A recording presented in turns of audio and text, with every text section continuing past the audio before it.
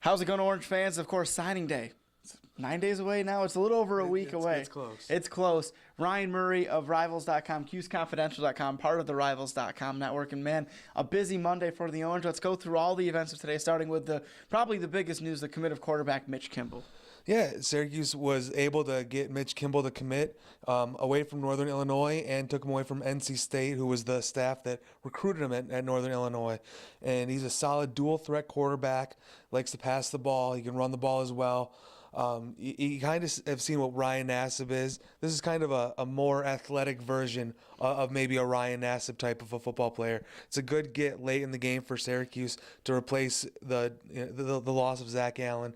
So I think right now Syracuse has two solid quarterback prospects coming in for this class to go along with what they already have on the roster. Yeah, and certainly another commitment, it went through last week, but it was private until then. Chauncey Schism out of Rochester, a local product. You can't have too many defensive backs. Right, exactly. And when I've talked with Chauncey before, he will play any position that Syracuse needs him to play. He's wanted this Syracuse offer for a long time.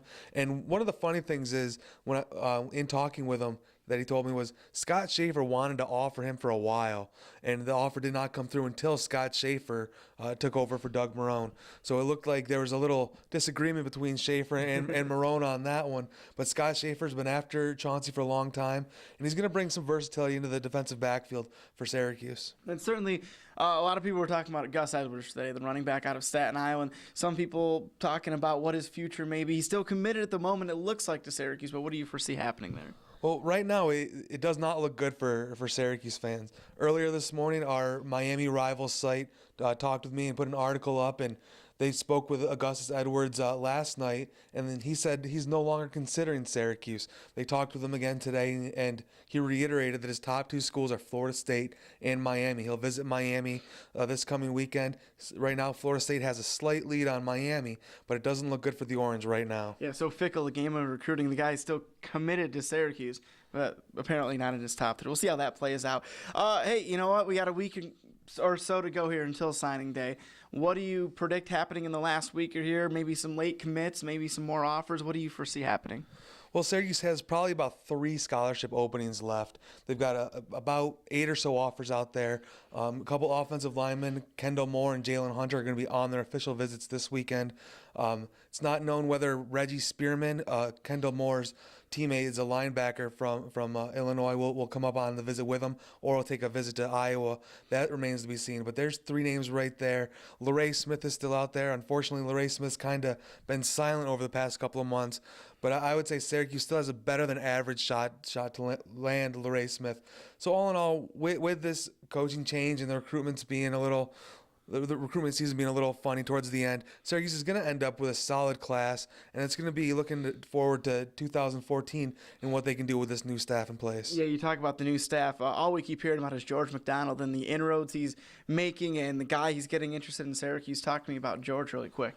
Yeah, George McDonald's been known as a top recruiter wherever he's gone in the college game. Last season, he was listed as one of Rivals.com's top 25 recruiters in the country.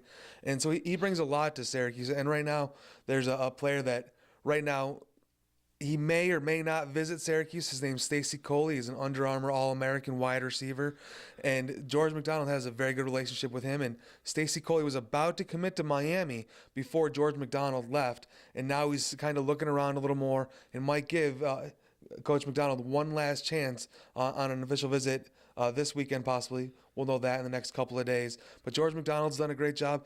But not a lot has been said about Tim Lester. Tim Lester comes in, gets Corey Winfield to flip from Northern Illinois to Syracuse, and Rob Moore played a crucial part in getting Alexander Hayes to commit to Syracuse. And Alexander Hayes, his main recruiter was Greg Atkins when he was here.